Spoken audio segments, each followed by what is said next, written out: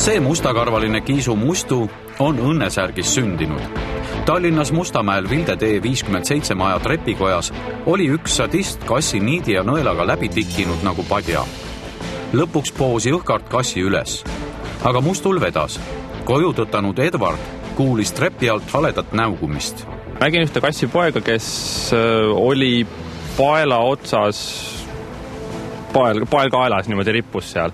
Liikuda ta ei saanud ja siis ma ütlesin, et niimoodi ma ei saa seda jätta. Ta käpad küll ulatusid maha, aga ta seal väga liikuda ei saanud. Ja kui sa ta välja võtsid, mis pilt sul avanes siis? Midagi võigast. Teda oli õmmeldud. Siuksed väga jõhkrad tavalise õmblusniidiga õmblemisjäljed olid. Seal karv oli kõik pulstunud sinna ümber, aga no see oli rõve. Tõesti rõve. Koos kasside turvakodu rahvaga õnnestus Kiisupere kinni püüda. Haige Kiisulaps toimetati kiiresti tohtri juurde.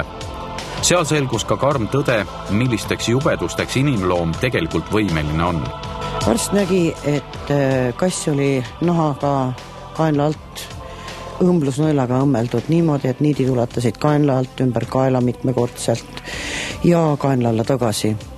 Alguses taheti neid niite eemaldada nii-öelda kohaliku tuimessega, aga Kiisul oli ikkagi väga valus, siis pandi Kiisu narkoosi ja eemaldati need niidid. Kaenla alt oli näha kohe, kuidas oli nõel sisse läinud, välja läinud, nii et nahast läbi, ilmselt ka mingil osal lihastest läbi, aga jumal tänatud mitte läbi siseorganit. Sellise julmuse ilmsiks tulek ajas inimesed tagajalgadele. Ka põhjanaabreid soomlasi on antud juhtum tõsiselt vihale ajanud. Ma ei tea mitte ühtegi teist riiki, kus selliseid tegusid tehakse. Pelastetaan koirat ühingu on pannud välja vaivatasu 10 000 krooni, mille tahame anda sellele inimesele, kes aitab leida selle jõhkra teotegija.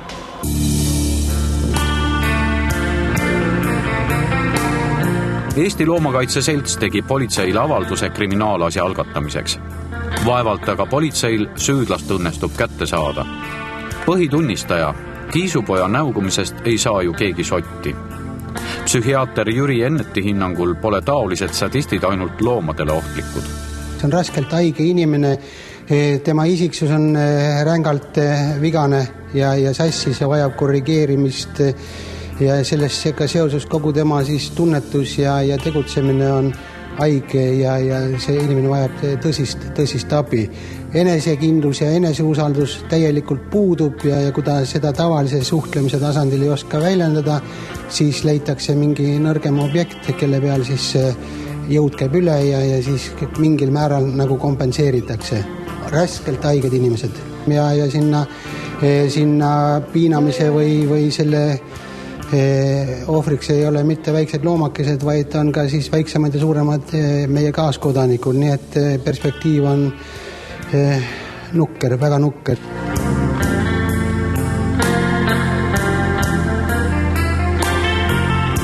Lõikusest on nüüd mõni päev möödas ja vapper Kiisu kosub jõudsalt.